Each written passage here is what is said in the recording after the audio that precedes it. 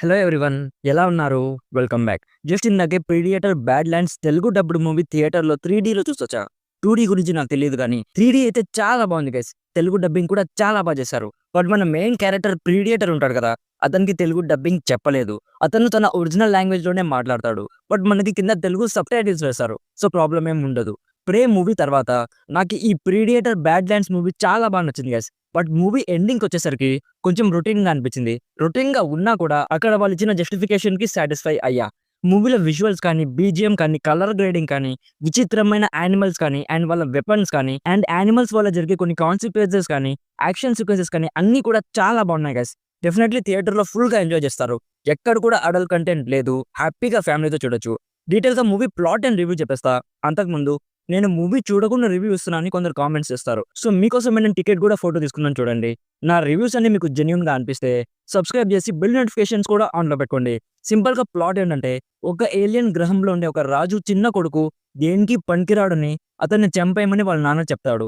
But ఒక incident వల్ల వాడు తన వర్త్‌ని ప్రూవ్ చేసుకోవడానికి వేరే ప్లానెట్ మీద ఉన్న ఒక పెద్ద మాన్స్టర్‌ని చంపి వాళ్ళ నాన్న దగ్గర తనేంటో ప్రూవ్ చేసుకోవడానికి వెళ్తాడు. సో అక్కడికి వెళ్ళాక అతనికి ఒక సింథటిక్ రోబో పరిచయం అవుతుంది. ఇప్పుడు నెక్స్ట్ ఏం జరిగింది అనేది బేసిక్‌గా ఈ మూవీ ప్లాట్. ఈ మూవీ మిగతా 'ప్రీడియేటర్' మూవీస్‌లో అస్సలు ఉండదు గైస్. 'ప్రే' మూవీలో కానీ, మిగతా ఓల్డ్ 'ప్రీడియేటర్' మూవీస్‌లో కానీ 'ప్రీడియేటరే' మెయిన్ విలన్‌గా ఉంటాడు. బట్ ఇందులో 'ప్రీడియేటరే' మెయిన్ హీరోగా ఉంటాడు. తన వర్త్ తన ఫ్యామిలీకి నిరూపించుకోవాలి. అది తన గోల్. సో ఈ ప్రాసెస్‌లో అతను ఒక ప్లానెట్‌కి వెళ్తాడు. ఆ ప్లానెట్‌లో ఉండే లొకేషన్స్ చాలా బ్యూటిఫుల్‌గా ఉంటాయి గైస్. అండ్ మూవీలో కామెడీ సీన్స్ కూడా ఉంటాయి. నేనైతే కామెడీ అసలు ఎక్స్‌పెక్టే చేయలేదు. ఒక 3, 4 సీన్స్‌లో హిలేరియస్‌గా నవ్వొచ్చింది. మెయిన్ 'ప్రీడియేటర్' పేరు డెక్. అతను యంగ్ 'ప్రీడియేటర్' గైస్. సో ఉడుకు రక్తం ఉంటుంది. కొంచెం నిబ్బా బిహేవియర్‌లా ఉంటుంది. ప్రతి దానికి ఆవేశపడిపోతూ ఉంటాడు. అండ్ ఒక సింథటిక్ రోబో ఉంటుందన్నా కదా!